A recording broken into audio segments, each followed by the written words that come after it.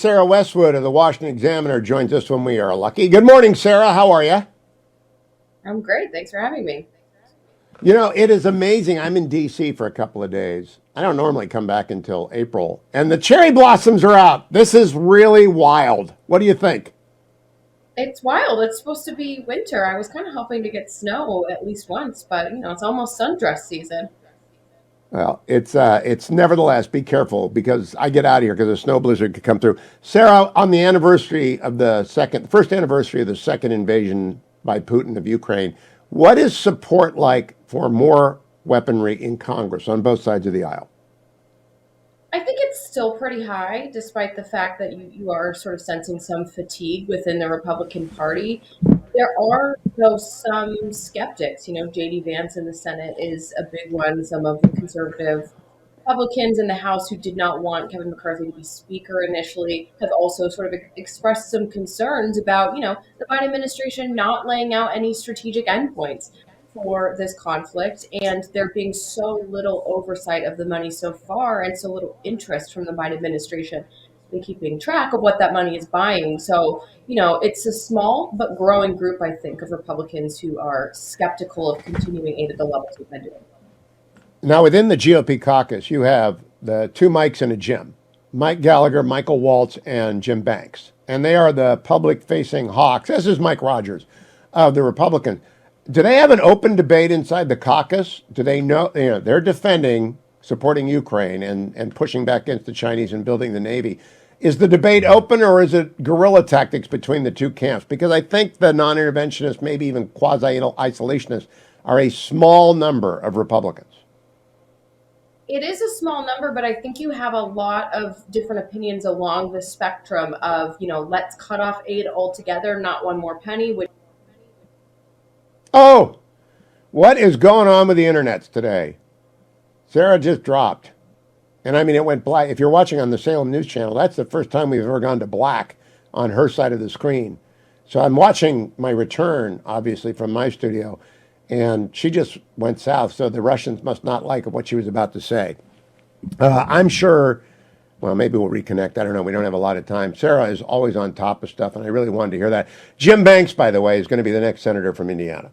And Mike Braun's going to be the next governor of Indiana. And that's over. Indiana's a red state. There is no primary challenge to either of them. The Attorney General of Indiana waved off both. And so Jim Banks cleared the field. Mitch Daniels said he's not going to run, which is good all around. Saves Mitch's from a nasty primary battle that Jim Banks would have won anyway. And so Jim Banks is going to walk right in, sit right down, and become a great senator from the Hoosier State in the mold of Dick Lugar. He will be strong on national security. She's back. So I was talking about Jim Banks while I filled, Sarah. So how goes the conversation inside of the GOP caucus? Thanks. Sorry, I talked to myself for a while. So I do think you have Republicans in the middle of that spectrum. You have a lot of them who, the majority of them, want to keep aid going really at current levels. You have a small number like Marjorie Taylor Greene and Matt Gaetz who want to cut off aid altogether, not one more penny to Ukraine.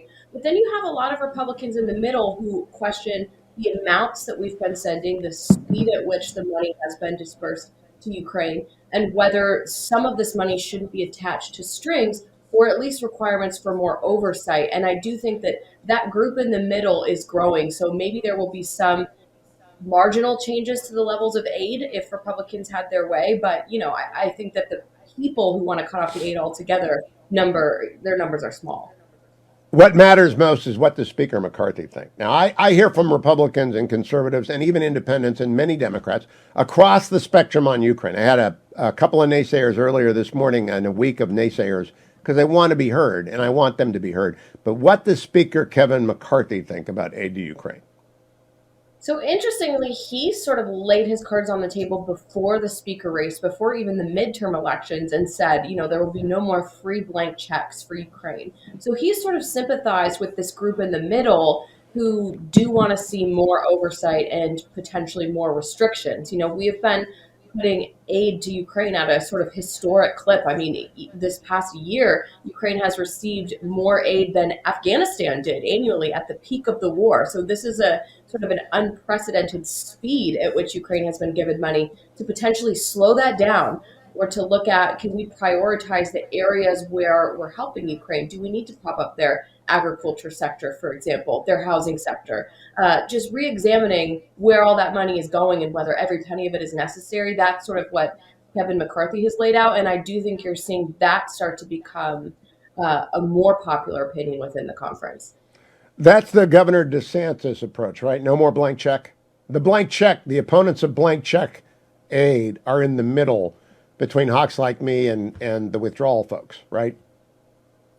That's right. And, I think Ron DeSantis' answer on this was pretty interesting because he sort of did a pivot to China, which isn't necessarily isolationist or calling to trim the defense budget. He's just sort of saying that the Biden administration's foreign policy priorities are misplaced. And I think a lot of Republicans would maybe agree with that there's some maybe I do. I think so too.